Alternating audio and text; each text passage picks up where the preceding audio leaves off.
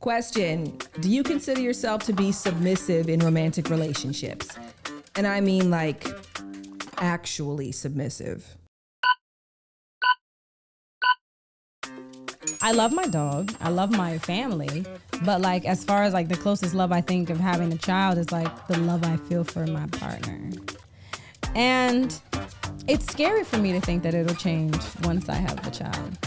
You know, because we've had conversations where I'm like, I don't want that to change.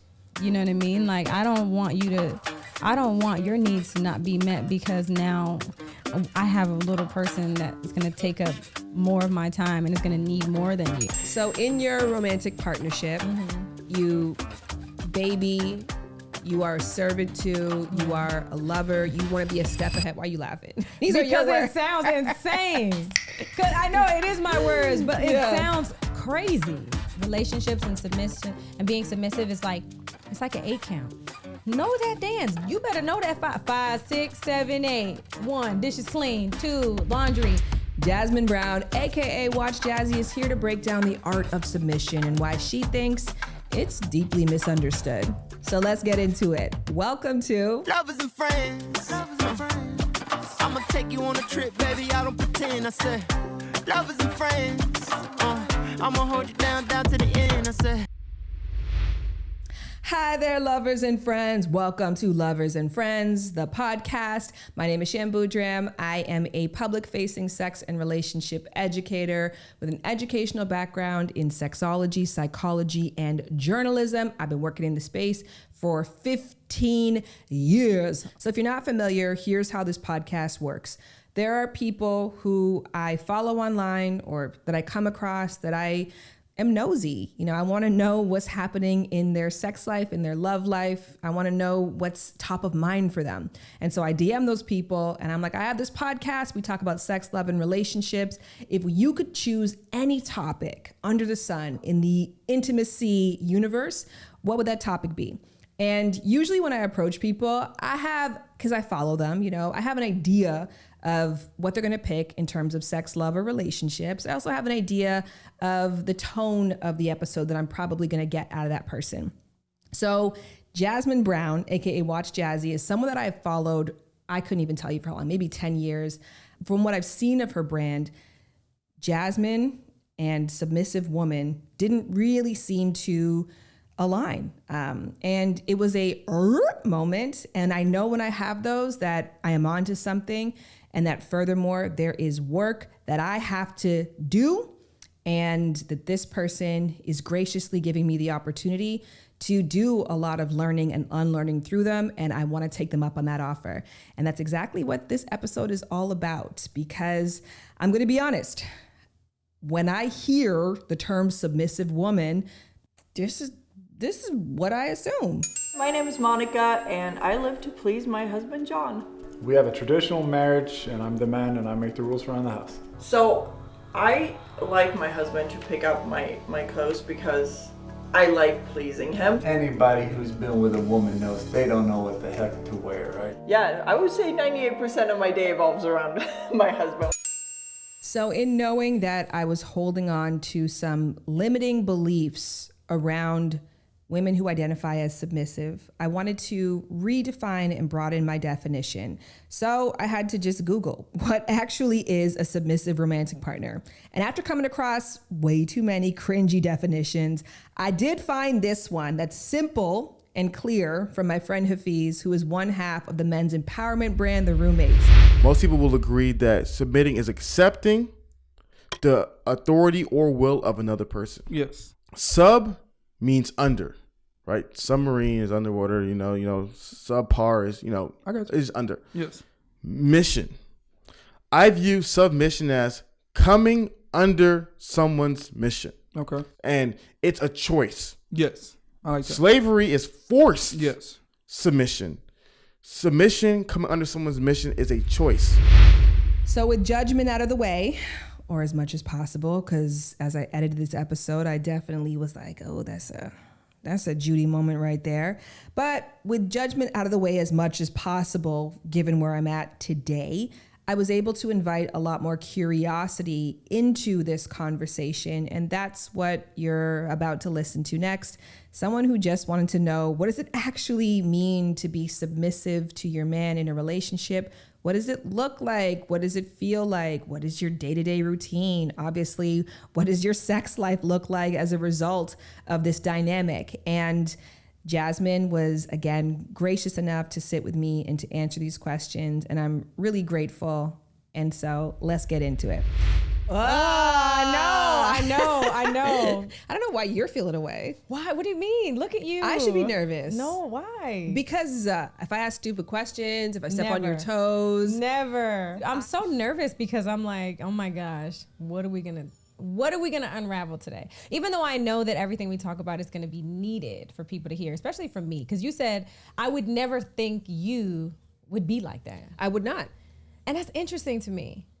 So, you know why? Because when I know of you is you've always been a hustler. You've always been a boss. You constantly reinvent yourself. So that's what I said. My first and foremost comment to you was I've known about you for over a decade now. Oh, thank you. That to be said, my perception of you has been like career oriented, me first, not in a negative way, but like kind of like that person who's like, I'm no good to you if I'm not good to me. Yeah. And it's interesting you say that, me first.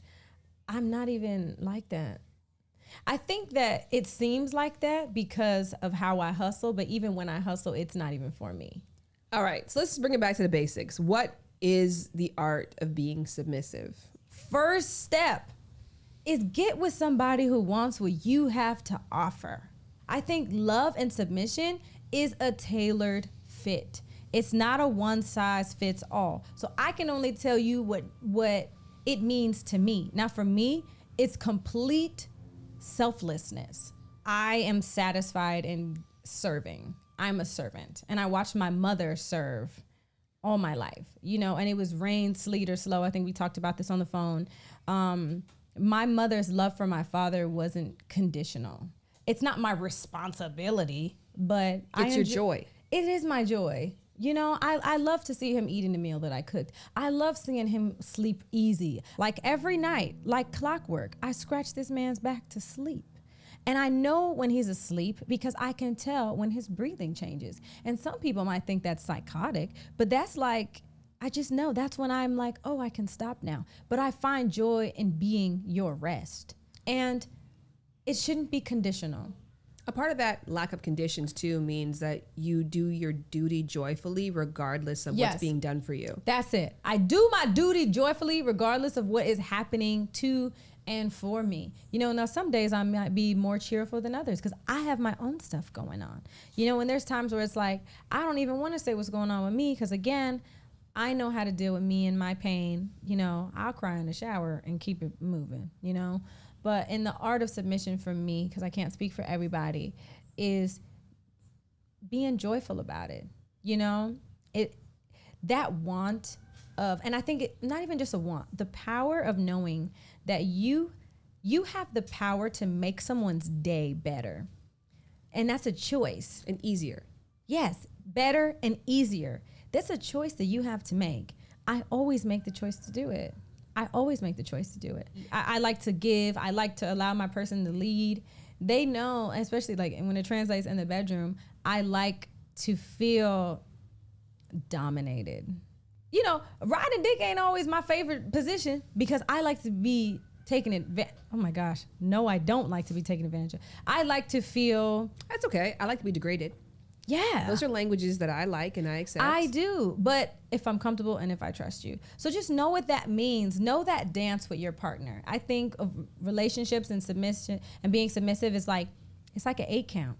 Know that dance. You better know that 5, 6, 7, 8. 1, dishes clean. 2, laundry. 3, if you have a long day and you fight in the world, you will never come back and fight me. You will never come back and walk into a space that is not welcoming you. Mm-hmm. Do you think that this is controversial in some capacity? Absolutely. To some, it could be enabling. And someone told me one time, they're like, you're enabling him. And I told him how that made me feel. And he was like, of course they're going to say that. They don't have nobody doing that for them. How did it make you feel? It made me feel like maybe I am. But at the same time, that's my love. So if you don't understand it, you know, I'm not loving on you for you to get it. That's how I love. And whoever I love is going to get that benefit. Yes. There was a time where, you know, women needed men for everything. We couldn't even open up a bank account, you know? And now it's like women are really in their bag where they're like, I have my own business. I'm doing this. I don't need a man for nothing. Like basically, like, can I be frank? Like I don't need a nigga for shit. I don't, you know, and I can say those words, but I want one. So my brain wants to understand the exchange here.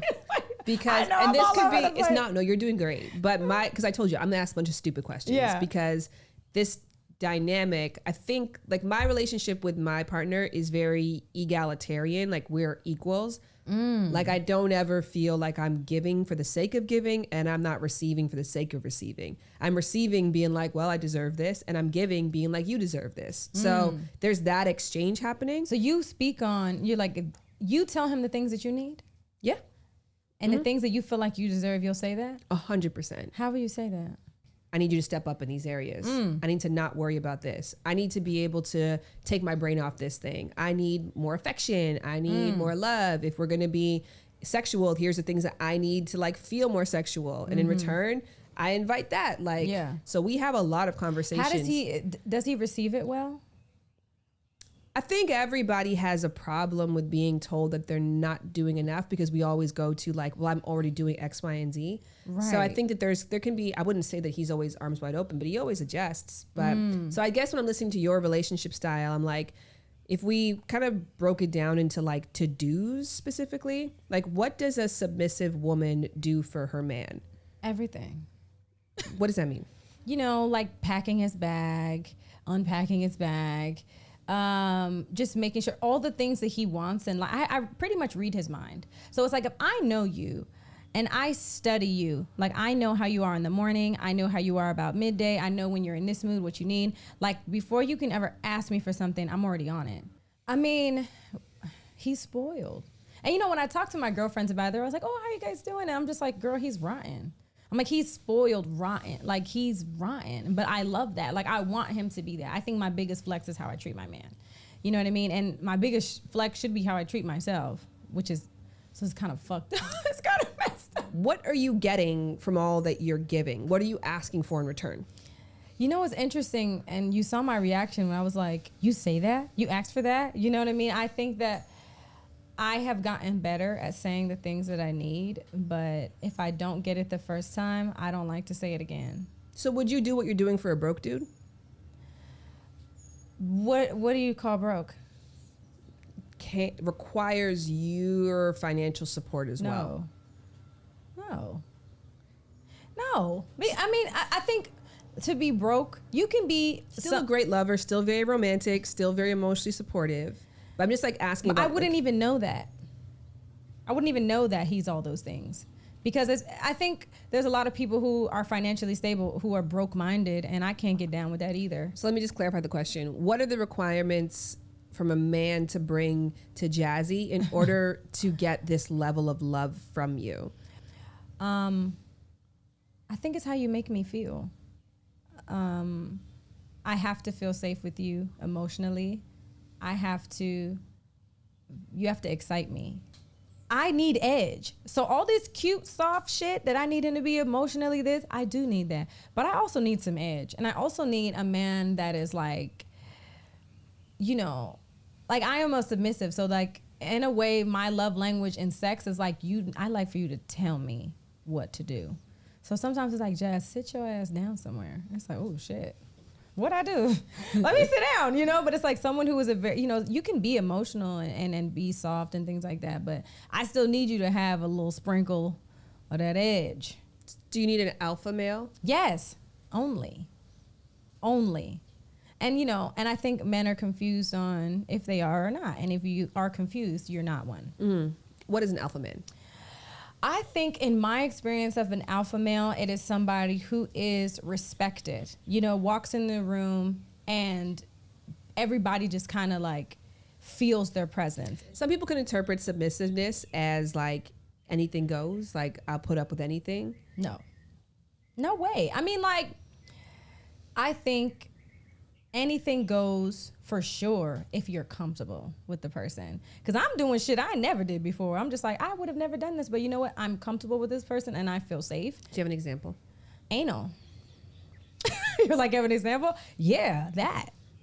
Do you do it for you or do you do it for them? I do it for him because for me, I'm not at a place where I like it yet. We had one successful time where I was like, okay, you know, my butt creamed.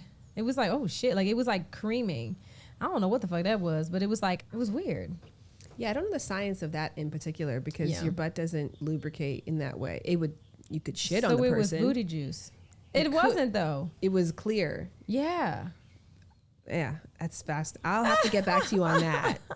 But then does anal become an act of submission because you're letting your partner do something to you that doesn't necessarily feel good for you, but you know that it feels good and maybe powerful for them?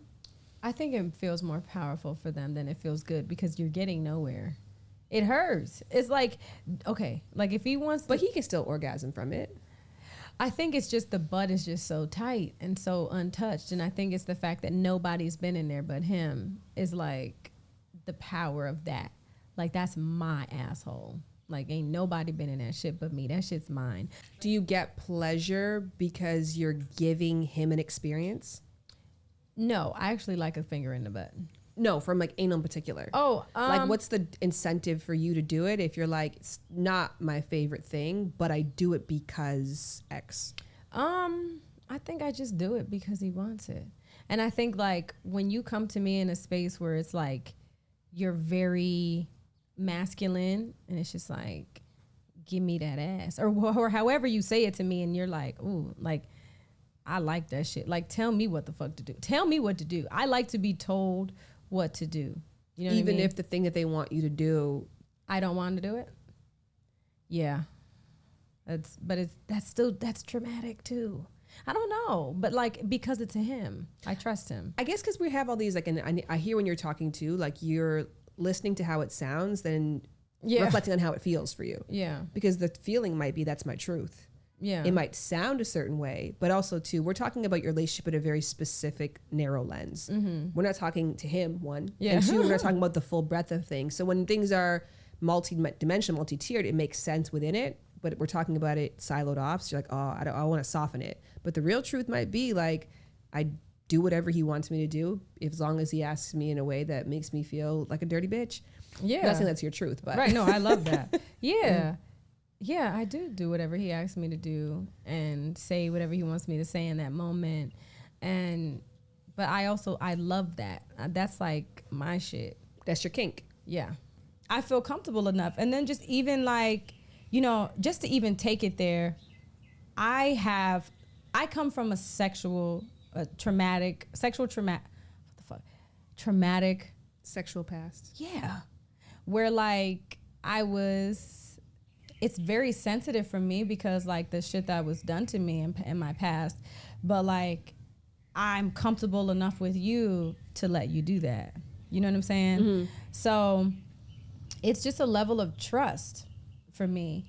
And it's interesting that I'm even saying this because I don't think I've ever really talked about this, but for me to not hate men after all the things that I've been through like in my life, and for me to still love again is a really big deal for me. You know, for me to even be up here with you and talk like this and speak so candidly about how I'm such a servant when like all my life I've just known people to take from me and I still want to give.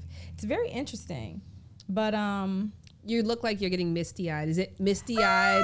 But not is it? I want to ask if that's coming from the pain of the trauma or the joy of the self-acceptance that you have despite the trauma. I think a little bit of both. And I saw my abuser like not too long ago when I was out. And I know that I saw him on another occasion years ago and he was like, Jazz, you know, I'm just really sorry for all the things that I done to you. And I was just like, okay. And but is this an ex-partner? I thought he was, but he wasn't. Like, so in my mind, I'm thinking he's like, I've always liked older men because my dad, you know what I mean? Like my dad. So let me paint this picture for you. My parents are both the black sheep of their family. right? So they both dealt with a lot of trauma on both sides of their family. So when they came together, they bonded over the fact that like they can relate to each other and they're not alone in the situations that they felt. So when they had us, my dad doesn't come from a place of love. He comes from survival. But I think I blamed him for that for so long. And like, I love my father, you know, because I understand him now. You just didn't have that, you know, and I remember blaming him for so long for that, for what I didn't have, but he didn't have it to give because he was never shown that. That was not the environment that he grew up in. But your mom showed it, though. My mom showed it. So yes, you do have a choice, but my mom is also just a tender person, and I think that my dad was just genuinely not like that, which is fine. So when you got older, you're like, I still want the Yes. strength and the alphaness that my dad had, but I also want him to have the tenderness that my dad lacked. Yeah, so me being a young girl, I'm looking for older men. Like, I just liked older guys. So I ended up dating a guy who was older than me. And, you know, he sees me as this like young, naive, fun girl, whatever. And he basically just like, you know, I thought he was my boyfriend. I was underage. And he wasn't my boyfriend. He was just a really bad person. Did you go the opposite way? Because it sounds like in that relationship you were submissive, but Yeah. taken advantage of, manipulated. Yes. So after that, did you go the opposite way of becoming more dominant and then reclaiming the submissiveness, or you've just always been this way? I always like just wanted someone to fix it, wanted someone to make it right. I just wanted love all my life. Mm-hmm. So when I wasn't finding the love, or I wasn't getting the love that I wanted, I decided to just give it. And I've been known to love people back to health. And sometimes it's very draining, but my love is my superpower. And I used to hate that about myself. But now it's like, I'm just embracing it. Like, that's who I am. Like, if I love you, I can heal you. But I guess it's interesting about your story is because it's like the core value system of I live to love others seems like it never went away. So what's different then? I guess because it could be interpreted that submissiveness comes out of a place of feeling like you have to prove your worthiness to be loved by someone. I did that. But you don't do that anymore. No. What's different now is I know my worth. Once my career started taking off and other women were able to relate to me from like just being organic and unapologetic, it gave me permission to be like, you know what? I don't need, you know, I did pop my shit for a long time for like, you know, with the whole like, I don't need nobody. And that felt really good. But then until it didn't, where I was like, you know what? I don't, but I do want someone, you know? So now it's like, I don't need, and I think there might still be a part of me that wants to be seen as worthy to someone. My mom, you know, when things were getting serious with us, she said, Jazz, my mom's from Trinidad by way of St. Vincent, and she's like, oh, Jazz, I see you guys are getting serious. And I was like, yeah, you know, I think I'm good for him. And she said, oh, Jazz, you're good for anybody. And I was like, damn. And I told him that, and he was like, you are. Like, you're just. What does that damn mean for you? Like, damn, I never thought of it that way. Damn, that's true. Damn, I never thought about it that way, because the treatment that you get is who I am. And it's just, I see where you need it, but I'm going to be like this anyway. You know what I mean? Where some people change for people. I don't change for people. I think I adjust to their needs, but everything that I do is out of love anyways. So it always finds space, you know? Because I would think the art of submission, it is an art. And like anything else, like if you think of contemporary art, right? It's free flowing, it is intuitive, but if it becomes chaotic, then it's no longer beautiful. So I think with submissiveness, there is that line there of like knowing what your values are, knowing what your role in the relationship is, being joyful about it, because that's also a big part of it too. Yeah. But I would assume that there is a line where it can get dangerous and chaotic. Yeah. So when you think about that, like as a submissive person, what do you have to be mindful of to ensure you're not being taken advantage of? I think when you notice like a flag, I think you should speak on it. You know, like, hey, or if it bothers you, if something bothers you, you should talk about it. You know, and I love the relationship that you have, because with your husband, because you say you guys talk about, and we do too. I have the opposite problem. Really? I have to put in a very strict shut the fuck up Shan filter because I will talk too much. Really? So Yeah, me too. I will complain, I will correct. Like, so I have the opposite thing where I have to be like, not forcing myself to speak up, but like making myself like, okay, you don't have to say that. It sounds like you're coming from the different perspective where advocating for yourself is a thing that you have to be more mindful of. Yeah, because I'm the type of person where I don't want you to hurt. I rather hurt because I've dealt with hurt and I know how to deal with hurt. But I don't want you. If I love you, I don't want you to feel that. I'll feel that because I know that. It's fascinating because I feel the opposite. Wow, I love that. I feel the opposite because I sometimes love that. too, especially when it comes, like if someone does something that bothers me, it's like, I would rather communicate that you bothered me than I continue to like argue with myself about how I'm bothered. But for me, I think I pick and choose my battles. A battle is not always worth fighting if I know your heart. Because I can have the conversation with myself and pretend like I'm having it with you and know what you're going to say. And then if I know what you're going to say, then I just won't have it because it's like, he's going to say this or he's going to feel like he didn't mean it like that. So I go through the motions, but if it is very gray, then I'll have that conversation, because sometimes like he would, Is that new for you? yes. Yeah. I think and I watch my mom eat a lot of shit too.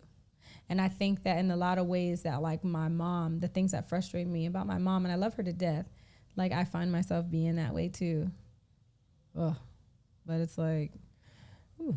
So it's very interesting because it's like my mom will call me and I'm like, Mommy, you just got to be like this. You just got to say this. You got to be like this. But then me in my romantic life, it's like, ooh, I'm more like my mom than I thought I was. I come from a Caribbean household too, and it's interesting because I never liked that about the culture, that it's so boys first. It is. And I like a lot of aunts or my grandma, like they prioritize boys when they aren't necessarily more special. Right. Y'all not doing nothing. Right. Yeah. Do you feel like that's why you're so outspoken now? Like my dad is very dominant and very alpha and very like, I need to leave a lasting impression. And instead of me looking for a man who was like that, I wanted to be like that.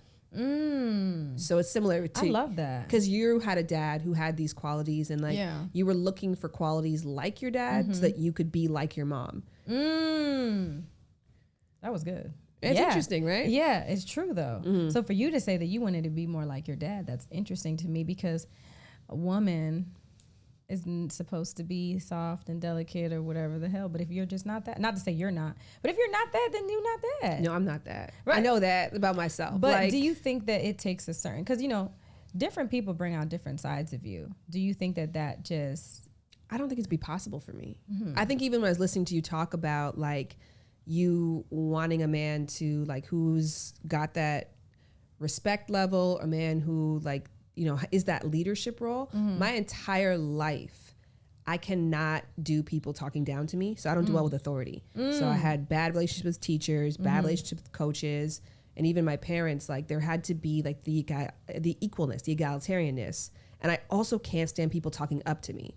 So if you're like, oh, you're so great, oh, you're so amazing, I'm like, really? So like but I think can't, that about you. But if we talk for a long period of time and I got that energy from you consistently, I would definitely be like, I'm enough with you. If we're hanging out all the time and you're like, you're so cool, you're so interesting, I love you so much. And then if I'm not doing that back to you, I think that's the thing is everything has to be here eye to eye. Everything has to be So I equal. think that in my life, I don't know. I definitely don't want a man who's submissive because I think that I have the personality type where I would take advantage of that person and eventually take them for granted. And I also don't want somebody who's more dominant than me because I have a problem with authority and I would have constant fights with them. So I know that about myself where I like need that, but you know about yourself in that your dynamic is different. So I'm like, is the goal to acknowledge that you're one way or the other? Because in me acknowledging I'm very dominant, I know where I have to soften up. And in you acknowledging where you're submissive, you know where you have to get more assertive and aggressive. Yeah. So is the joyful place for everyone to get to the middle or no? No, I don't think so. I don't think I want to get to the middle. I think that, and this goes to me studying my person. I have a A+ in his studies because I just know him, you know. And then it's Does like, he have an A+ in you? I think so. I mean, I think I make it easier for a man to be with me because they don't have to do much. You know what I mean? So it's like, yeah, you know what? Yeah, he does. Very last question, I promise. Okay. In this relationship, in this dynamic of relationships, Yes. is it 50-50? Is it 20-80? A joyful 20-80? What's the percentage? Ooh. I think that I keep it afloat. Personally, You didn't answer my question. I don't know the numbers. That might be part of the art of submission, though, because I think I often get accused in relationships of being transactional. So numbers are in mind for me a Yeah, lot. no, not Maybe me. for a submissive person, it doesn't even occur to them. Yeah, that's it. That's exactly it. I'm gonna give what's in my heart, and if I get nothing back, I'm okay, because I know that I did it with a pure heart. Is the art of submission lost In who? Just in overall? mainstream culture? Yes. You know why? And I think it's because men don't make women feel safe to be that. Some men will say, oh, women are too this, they're too that. But it's like, actually, you're just not giving me that king-like energy that makes me want to submit to you. Because I think all women have that in them. It's just, except for you. You said it's not you. You made it clear it's not you. What is that? Not the trans, but I love that you know that about yourself. I do. But it's so funny because you're saying this and I'm just like, that's everything that I am not. But I love that for you though. And I love this for you. Yeah. I do. And this is how we meet in the middle. Shout out to Jasmin Brown. You can find Jasmin on Instagram and on Twitter at Watch Jazzy. She mentioned to me that she's starting a new exciting project and she's going to Essence Fest. I believe she was double booked as both Toya Turnup and as herself, Jasmin Brown. So she's very, very busy and I'm grateful that she made the time for the show. Okay, up next, I had to do something. Obviously, I had to ask Jared about this. I had to. I finished this interview and I was like, Jared, so many different questions. And in addition to Jared, I also wanted to see how my sister, Lauren Morrison, and her husband, Chris Morrison, would respond to this idea of a submissive romantic dynamic, given that there was a long period of time where I viewed them in this way, but things have shifted in their relationship. So this is one of those classic third segments where I model for you the kind of conversation that I hope you bring to your romantic partner or to your bestie or to your sister and just chew on this shit. Cause yeah, this was a meaty conversation. So let's get to the beef. I am very fascinated to hear everyone's She stares at me. She stares right at Jared. I thought it was refreshing, actually. We can get so bombarded by messages that are like, men aren't shit. I do this for myself. I get my man to do all this for himself, and I don't serve any man. Da da da da. I think you get a lot of that. So it was just kind of nice to hear someone say, I do everything for my man, and it makes me joyful to do that. Yeah. And not just that, but it's I have a choice in the matter. I'm very successful. I'm a hustler. I don't need a man for anything, but I do it because this is how I love, and it brings me joy to love this way. You don't hear women today speak like that. Yeah, it's blasphemous if you do. It kind of is. Whoa. Yeah. Don't you serve the man? Exactly. But yeah, I mean, it's like this. It's like, would I want that? It's like asking me, would you want ice cream today? Of course. If somebody was willing to do that, you would love it. Anybody would love it. Even as a woman, if a man showed up and was like, I'm going to take care of everything you need all the time before you even think of it. I know you. I watch you. When you walk in, I know you want this, this, and that. I don't think I'd want that. Neither do I. I would want that. Yeah. Really? Yeah, I would want that. I think it wouldn't be conducive with long-term or a loving relationship. But if you had a multiple women, the one that I would probably be the most interested in would be the one that's more equal. And then the one that I would need when I'm stressed out, it'd be that. Oh, there you go. You didn't tell me we were doing a timeshare. If we're doing a timeshare and we've got one for Chris's each dream. occasion. Was there any elbow your wife moments while listening? No. No. You could do more of this? No. No. No. Okay, maybe a little. All right. Not. The reason why it's no for me is because I think that you do a lot of those things.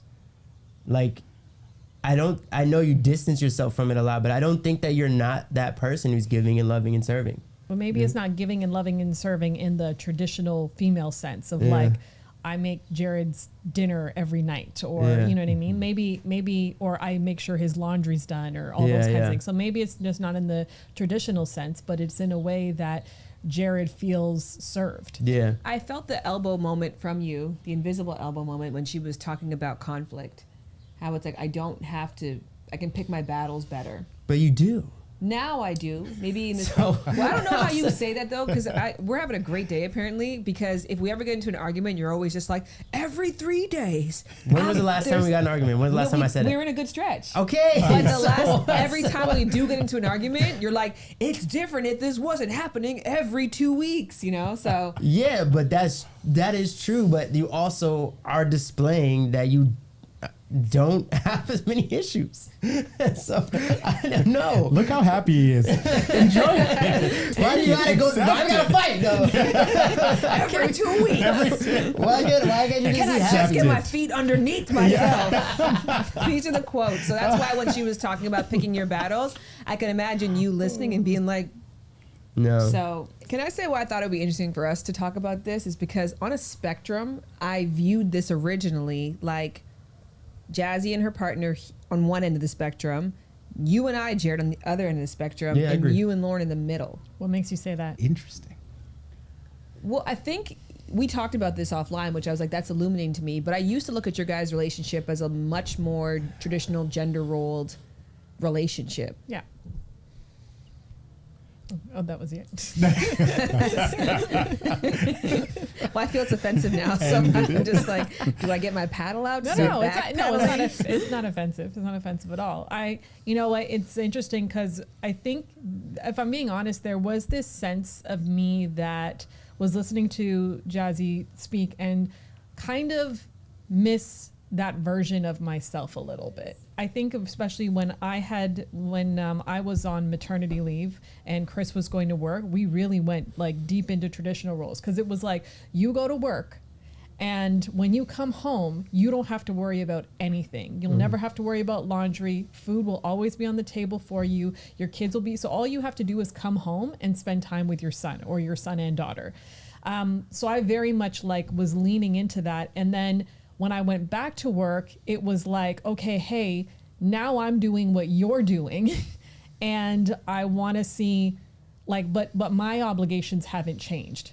So your obligations haven't changed. My obligations have gone up significantly.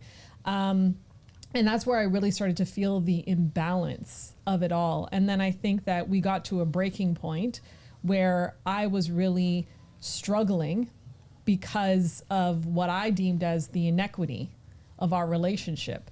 Because, Chris was really focused on work and I was focused on work and home. But there was a journey to get there. It was a journey to get there. Lauren, you know, as she describes it, that's the abbreviated piece. And not to take you through all of it, but in my mind, when you go back to when I was working and Lauren was at home and I was thinking, okay, I need to double down on making my career twice as good. Right. Yeah. Because I've got even more mouths to feed. And so that's where my mind was at.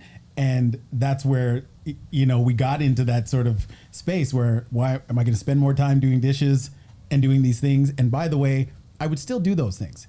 It's just whether I'm doing those things to the liking of the party that you're with. And to your point about egalitarianism, there's a threshold, be it communicated or not, in your mind about how often that needs to be done, right? Because I think, Chris, when I think of you, when people talk about a high value man, they're describing you, right? Oh, thank you. They're it's everything, right? It's the whole package. Right. So then my natural thought would be, would this be the kind of relationship that you ideally thought you would be in? I think it worked out really well. Okay, you don't have to. But no. here's the thing. There's doing it, and then there's doing it without complaint. Right. And if you could have done it with less complaints, life would have been much easier, right? Right. So if you're asking, but it still got done. And I can honestly say that I do appreciate when I'm able to be that for Chris. When I'm able to, and that's why I kind of say, like, there's a part of me that misses it right now because I'm starting to really back off when it comes to Chris. He's more leaning into that servitude, and I'm allowing it to happen. Do you like it? But I'm not, of course I like it. It's beautiful and it's wonderful and it's lovely. But I'm also, it was a good realization too for me that it's like, man, I really gotta give back more to him because we're not 50-50 right now. I think the bigger question is because I think if every person really sat down and thought about it, they love to be served. For sure. So I think the bigger question is like, what do I have to have in order for me to actually receive the serve and then in turn serve? I think it's the equalness. Yeah. Like I have to see that that's being offered for me, and then I'm comfortable to give this side of myself back. I think for me personally, in order for me to receive that serve and to feel good about it, I have to find ways where I'm giving as well. Yeah. Jazzy had said, like, when I was talking about our relationship being pretty egalitarian and like yin and yang, she's like, did you have to train him to be like that? Yeah, I hated that. I was pissed. I was like, what? Well, I guess it's kind of like the thought could be that naturally a man's expectation is to receive more in terms of like affection and love and doting and submissiveness. And so she's like, did you come this way, or did you enter into this relationship and be like, oh, I like this flow that and what she's did you creating? Say? I said, I have to ask him. No, you would know if you trained me. No, I don't think that training is the right word, but more so, I don't know if you came into this being like, I need an equal partner in all facets, or you came into this like, oh, this is what she's offering, and I actually think that this works for me. Yeah, every girl I've ever been with wasn't in an egalitarian way. It was all that serving. Every girl that I've ever been with. And so I didn't last long with them. I lost interest. And so I think a big part of that is I have to be able to look at you and be inspired. And I can't be inspired by someone who's always serving me all the time. Can I ask a question though? Is it a flex to have a partner like that? Like as a man, amongst your locker room or cigar room talk, is it a flex to say that, oh, I have a partner and I go home and I know my meal will be cooked. I have a partner and I know that they're going to make sure I sleep well. My partner prioritizes my peace. Like, is there something like... Why would there not be? Yeah. It's definitely something. There's something to it, but it also depends on your social circle, your friend circle.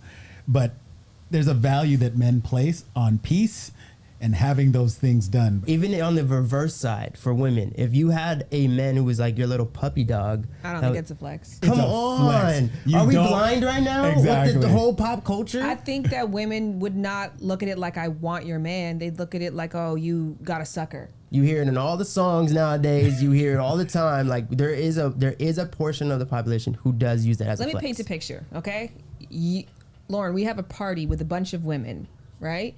And Chris comes in with a tray of drinks. You're describing every party. Well, this is Chris, right? I know to an extent, but I'm going to keep going. He serves everyone drinks, and then he pops in midway through and says, babe, just want to remind you that tomorrow you have your Pilates class at 10 a.m., so...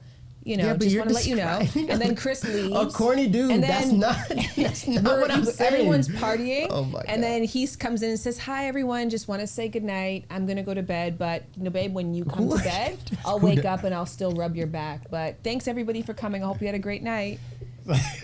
But now, reverse it.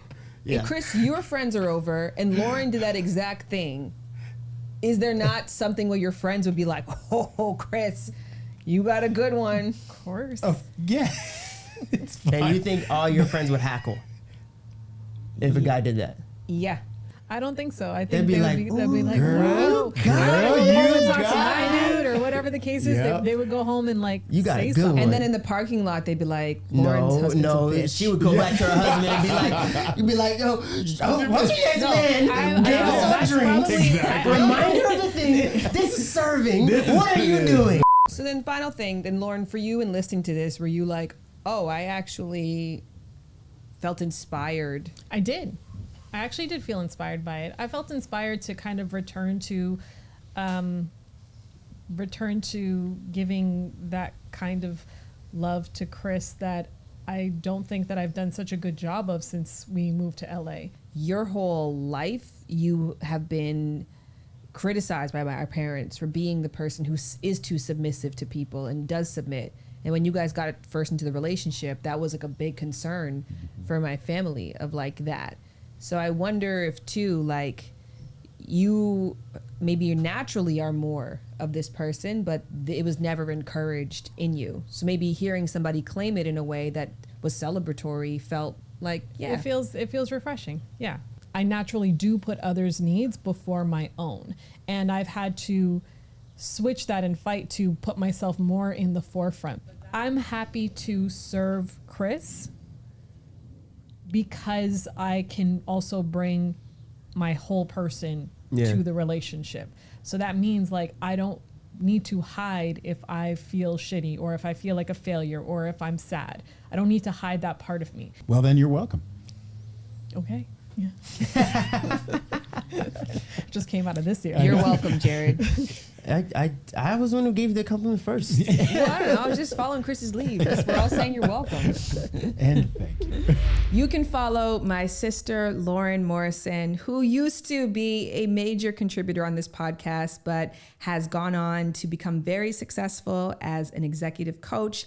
And we miss her dearly, but are so, so proud of Lauren and the work that she's doing. So even though she can't, be a part of our regular Lovers and Friends Life Weekly, she will be sprinkled in here, but you can have her a part of your life as much as you want as a coach. So go to maketheshift.com. You can also follow Lauren on Instagram at This Is Lauren Elizabeth. That will be listed in the show notes. And her husband, Chris Morrison, you can find on her projects. I don't think Chris has a social media thing that he's promoting, but I'm always grateful that he makes the time to share his opinions so candidly and vulnerably here on this podcast. Shout out to you, Chris. And of course, Jared Brady, my love, my husband. Shout out to you.